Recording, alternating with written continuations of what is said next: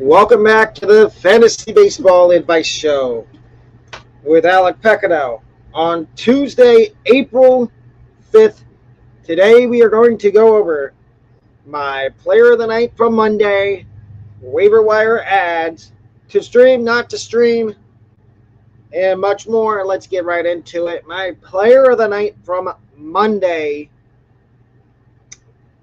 is Twins starting pitcher Simeon Woods Richardson. He went 6 innings, gave up 1 hit, no earned runs, 1 walk, 8 strikeouts. And I think he is a must-add pitcher off the waiver wire. He is none of my waiver wire this week because I posted about him and another guy that I might talk about in a few minutes on the waiver wire. And you'll see that in a second. But here we go with Simeon Woods Richardson. I don't understand why people pick him up. He is a good streaming option if you need pitching help. I would advise in picking up Simeon Woods Richardson. And when he has good matchups, start him. If he doesn't have a good matchup, leave him on the bench.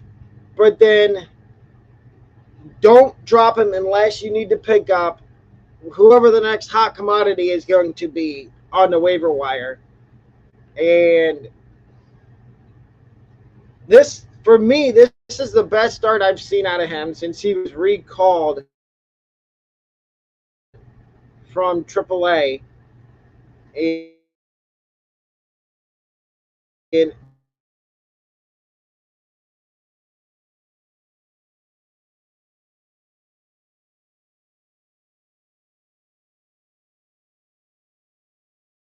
now to the waiver wire. We go to the waiver wire pitchers first, under 80% rostered. The first guy I'm going to talk about is Mets prospect Christian Scott, 12.6% rostered. Christian Scott made his major league debut over the weekend against the Rays on, I believe it was either Friday or Saturday, and he pitched. He had some good innings against the Rays.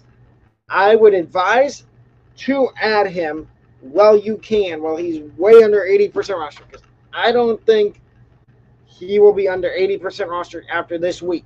I think once people see that he's here to stay, because it sounds like the Mets are going to shift Adrian Hauser to the bullpen, according to manager Carlos Mendoza, and Christian Scott's going to stick in that rotation.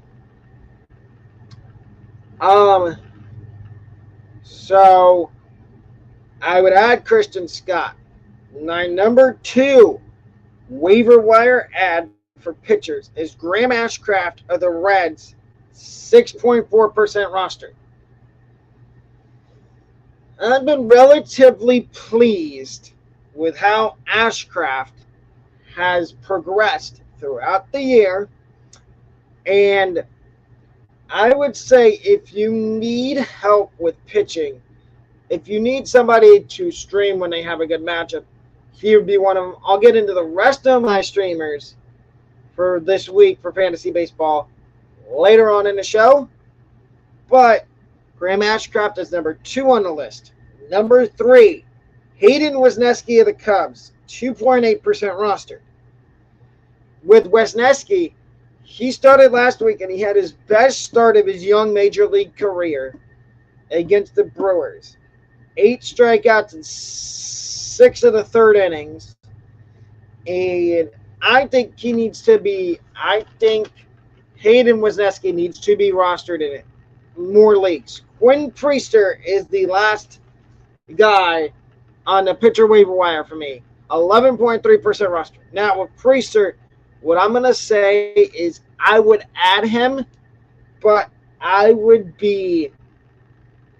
add him, but he's also a stash candidate for me. If you have an open spot on your bench, add him and stash him on your bench to see how he progresses. because I think he could be a league winner later on in the season. Now we get to the Warriometer meter for me, and I have 4 players on the Warriometer meter. Number 1 is a guy that I've talked about a lot, and it kind of seems like he may be turning the corner, and that is Randy Arozarena of the Tampa Bay Rays. The Warriometer meter for me on him is a 4. Like I said a second ago, it seems like he's turning the corner and starting to figure out things and turn it around, and I like that. I think that unless you're desperate and you want to pick up one of the prospects that's gotten called up, or a guy that I'm going to talk about in the waiver wire leftovers in a little bit, I would feel comfortable with keeping a Arozarena. Next for me is Guardians pitcher Logan Allen. He's a 5 out of 10 on the Warriometer meter for me. He struggled in every start this year with walks, and that scares the living daylights out of me. A guy that can't get his walks under, he can't keep his command and keep his walks at a minimum. Now, it'd be a different story if he could, but I'm a little worried. If you need pitching, I would feel completely okay with dropping Logan Allen. Number 3, Cardinals shortstop Masyn Winn. Now, he started off the year just like a bat out of heck. He was hitting over 400, and he is slowed down tremendously ever since then. And on the Warriometer meter, he's a 6 out of 10 for me, which means he's getting close to that. If you need to drop him, you can. But I would be patient, hold on, wait, and see what happens with Masyn Winn. And the last guy is Brewers' third base prospect, Tyler Black. 3 out of 10 for me. It's going to be his second full week in the big leagues. And I need to see a lot more from him in order for him for me to be more worried about him going forward. Now we get to the waiver wire for the hitters. And the first guy up on the waiver wire is Twins outfielder Max Kepler. 9.9% rostered. So almost, you know what? I'm gonna round that up and say he's 10% rostered. And all these guys on here are under less than 80% rostered. So look, Max Kepler, all he's done since coming back from the injured list is break. And if he can stay healthy, I don't mind picking him up in 5 outfielder leagues or roto leagues and putting him as one of my starting outfielders.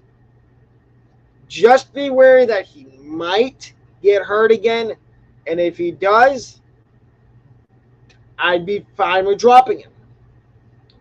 Number 2 on the waiver wire for me is if you need first base help, because you've got Vinny Pasquantino, Yandy Diaz, Vlad Guerrero Jr., Matt Olson, Austin Riley, any of those. Well, Austin Riley's a third baseman, but any of the other guys I said, and you feel like you've been struggling to get points, I would look at Astros first baseman John Singleton. 0.7% rostered, so he's less than 1% rostered. And it seems like for the foreseeable future going forward, he is going to be the Astros first baseman, with Jose Abreu in the minors at the Florida Complex League, working on some stuff. And I'm going to say this. Singleton, I would add right now before he goes on a hot streak and he's not able to be added anymore.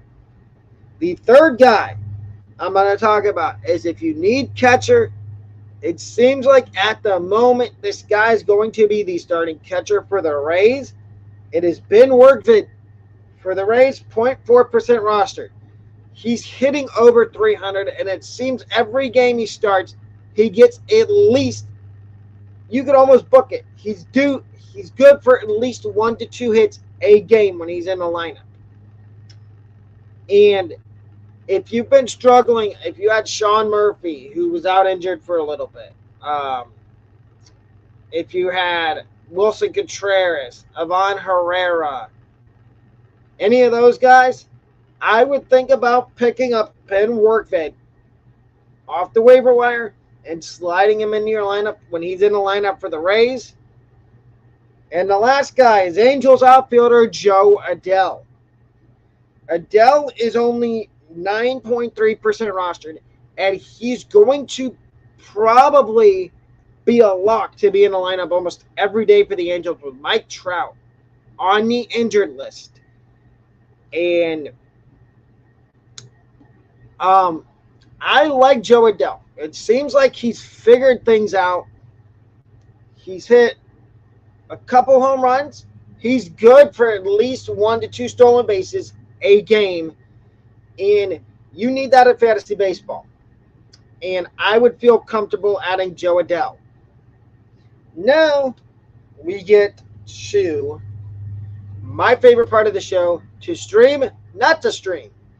So we're going to start with the guys to stream. And we've got 4 guys to stream this week. The first one is Eric Fetty of the White Sox, Thursday versus the Cleveland Guardians. Eric Fetty, to say I expected Fetty to come back to the big league, to stateside and pitch like he's pitched is an understatement. I completely forgot about Eric Fetty when he went over and pitched at KBO. He has changed up his pitch mix, and I'm all for adding him and streaming him this week against the Guardians. Number 2 is Gavin Stone of the Dodgers, Wednesday versus the Marlins. And in the last 3 starts, I've seen 3 solid starts from Gavin Stone. And I think he's in for a big game this week against the Marlins. The Marlins already traded Luis Ariz. They're talking about maybe trading Tanner Scott within the next couple of weeks. I love the spot Gavin Stone is in. I think he's the perfect streaming option this week, tomorrow against the Marlins. If you need that, if you need somebody to stream. Number 3 is Christian Scott of the Mets, Friday versus the Braves. Now, I'm going to explain this one. I would say, yes, stream Christian Scott against the Braves, but be a little wary that he might give up a couple home runs. He might give up some runs, but I would still feel comfortable streaming Christian Scott. And the last guy to stream this week is Giants pitcher Keaton Winn, Thursday at the Rockies. The Rockies are not good. As you can see, they've called up Jordan Beck, and they might call up some other prospects. Maybe at some point this year, they call up Zach Veen, Adele Amador, Chase Dollander. Maybe they call one of those 3 guys up at some point this year. But I love Keaton Winn against the Rockies on Thursday in Coors Field. And now let's get to the news and notes. The first one, Joe Musgrove was placed on the injured list, the 15-day IL. And these words came right from Joe Musgrove. He thinks everything is going to be fine with his elbow. But like I've heard from other people, and including me, I don't buy it. I don't buy it at all. We need to wait and see. He's probably going to get more testing done on it. Josh Lowe returned last night, and I will talk more about Josh Lowe in a few minutes. Ryan Pepio day-to-day, he left his start on Sunday after getting hit by a 107-mile-an-hour exit velo ball off the bat of Starling Marte. X-rays came back on his injury negative, and it sounds like he'll be okay to start this weekend. And then the last guy I'm going to talk about is Taj Bradley of the Rays, Ryan Pepio's teammate. It sounds like he's going to make his season debut later on this week for the Rays. And that's another big get. That's another big addition back to the Rays. And then also Brandon Lau and Pete Fairbanks have both started rehab assignments starting today with Durham. And I'm going to say this. If you need, and Jonathan Aranda is also due back soon for the Rays. So if Lau or Aranda is available on your waiver wire, here's what I'm going to say. I would rather have Jonathan Aranda I would rather add Jonathan Aranda than Brandon Lau, because Brandon Lau, he goes through stretches where he gets 2 or 3 hits a game, and then he goes into a slump. I would feel a lot more comfortable with Jonathan Aranda because he had a really good spring, and that's where I'm going to leave that. And now we're going to get to the pitchers that I don't like this week to stream. Again, it's 4 guys. Number 1, not on the not to stream list, is Mike Soroka tonight at the Rays. If you didn't see the Rays game last night, they put up 8 runs against the White Sox. And I have a bad feeling that Soroka's not going to make it out of the 3rd inning tonight. He's going to get shelled just like Mike Clevenger did last night for the White Sox. So I would steer clear of Soroka against the Rays tonight. The second guy that I'm not touching on the street, do not stream, Jose Soriano Wednesday at the Pirates. And this is because if you looked at his stats over the last couple starts, he has struggled with command and walks. And those are the 2 things that drive your fantasy points down, is walks and not making it through 5 innings. So I would stay away from Jose Soriano against Wednesday against the Pirates.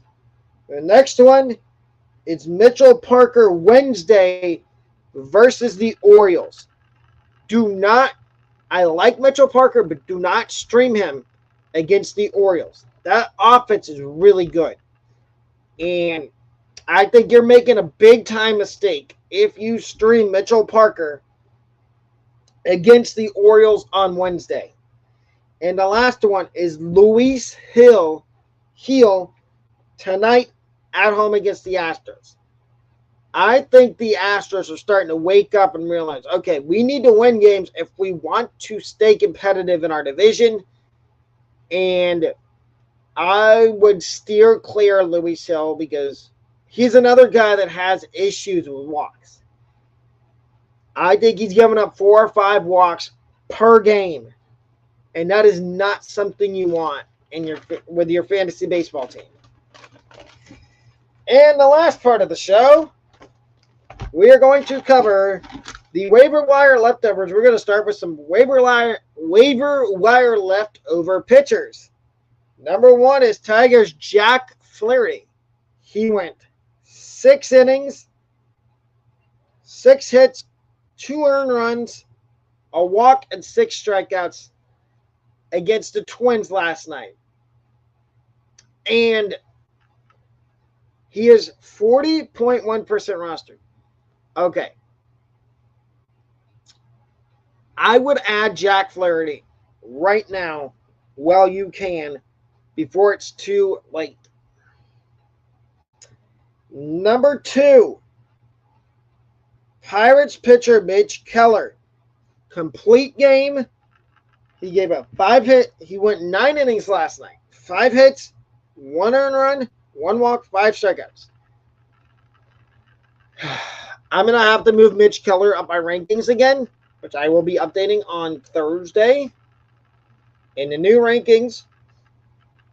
As most of you know, now I put my fantasy baseball rankings on my Patreon, which is linked in the About Me section of my YouTube. But I'm going to have to move Mitch Keller up, and I don't understand why he's I know he's not an ace, but he should not be under 80% rostered. He should be over 80% rostered. 74.1% rostered. And the last guy I'm going to talk about for the waiver wire leftover pitchers is Andrew Heaney of the Rangers. And he is 12.3% rostered. Okay, that's fine. He went 6 innings, 7 hits, 1 earned run, no walks, 5 strikeouts yet last night.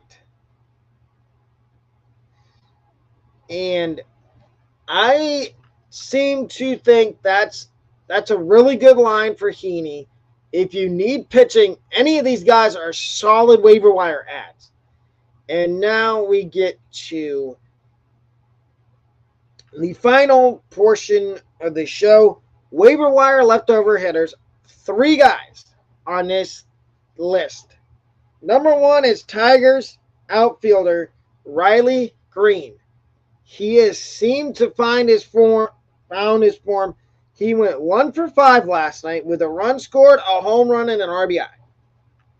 I don't get why Riley Green is under 80% rostered. I think he needs to be over 80% rostered, at least 81 to 82% rostered, and that's fine with me. And then you got Rays designated hitter, which he will get outfield eligibility at some point because they're going to have him in the outfield every so often. Harold Ramirez, 4 for 4 last night, 3 runs scored, 1 run knocked in, 1 stolen base. 0.9% rostered. If you need, Harold Ramirez is your classic streamer. He is a guy that I wouldn't mind streaming because he's in the lineup virtually pretty much every day. He does get a off day every so often, but he is in the lineup every day, basically every day, and I would feel comfortable adding him. And the last guy I'm going to talk about is Josh Lowe, who made his season debut last night for the Rays. He went 2 for 5 with a double, and he's 40.5% rostered. Now, with Josh Lowe, I can understand if you add him, but you don't start him right away in your fantasy lineup because you want to wait and see how he does. If he does good, then okay, fine. But I'd feel comfortable adding Josh Lowe in 5 outfielder leagues, Dynasty, 5 outfielder, Dynasty, Roto, anywhere he's added, anywhere he's available. And the last bonus guy, Johnny DeLuca. Johnny DeLuca is another guy from the Rays that I would consider adding off the waiver wire. And before we end the show tonight I have a video for you at 11. It's between 10 and 11 o'clock. It's the second episode of this college football podcast, and I will be giving you my spring review on the SEC and the Big 12 with record predictions, and a lot more and discussion. Sound off down in the comment section down below who your favorite waiver wire ad is for fantasy baseball. And I am signing off for the Fantasy Baseball Advice Show. Have a wonderful rest of your day, and we do offer memberships. But I will see y'all tonight at 11 o'clock. Have a wonderful rest of your morning.